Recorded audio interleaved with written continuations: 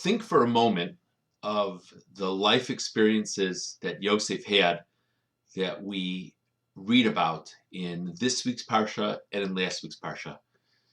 Let's start it at the moment where he had the encounter with the wife of Potiphar. According to at least one pshat, he was greatly tempted to have relations with the wife of Potiphar. He was on the verge of having relations with the wife of Potiphar. And then he overcame his desires and he stopped. And the wife of Potiphar was so upset by that she grabbed his garment, he fled from the house. And then what ended up happening, he ended up being in jail. Because the wife of Potiphar framed him and that she said that he had tried to be with her. Of course, it was the other way around. She had made an advance to him, and he, this one time, was going to succumb to her advance. So think of how a normal person, how an average person would have been reflecting all that time in jail. I made a mistake. If I would have just cooperated with the wife of Potiphar and consented to her advances, I would have never ended up in jail. And because I stood up for what I felt was right, what was right, of course, I ended up in jail. That's the moment. That is what most of us, heaven forbid, if we'd ever be in such a situation, that's how most of us would have processed it.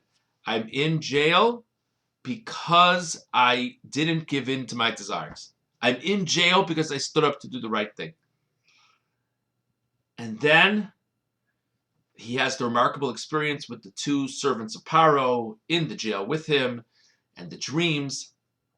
And he tells the Saramashkim, loosely translated as the butler, that the meaning of his dream is that he will be reinstated by Paro.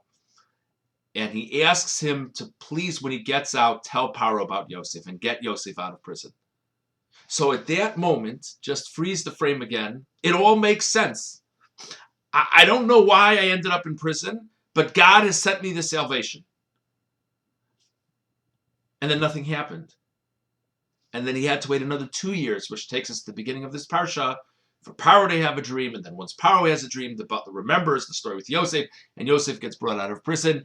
And because Yosef correctly understands Paro's dream and gets the right advice for Paro, Yosef ends up being the viceroy of Egypt, having a salvation on a personal level. Ultimately, the entire family and indeed nation is able to go to Egypt to be saved from the famine, and Yosef is there to help them. Yosef brings them to Egypt.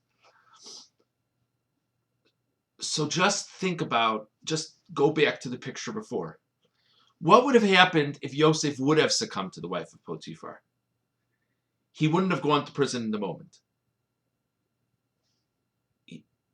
Let's say that Potiphar wouldn't have found out. Let's say she wouldn't have betrayed Yosef at some other juncture along the way.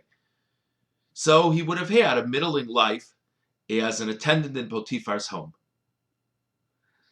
But because he ended up in prison, he ultimately became the viceroy of Egypt and ultimately was able to bring salvation to his entire family. And so what this speaks to in such a powerful way, is we never know. We never know where the road is going. We never will know where the road is going. The only thing that we know, the vast majority of the time, is what's ethically correct and what's ethically incorrect. Yosef was rewarded tremendously for standing up to the temptation of being with the wife of Potiphar. You just have to have a long enough lens. We can only do what's right. What the results will be, we never know. Have a wonderful Shabbos.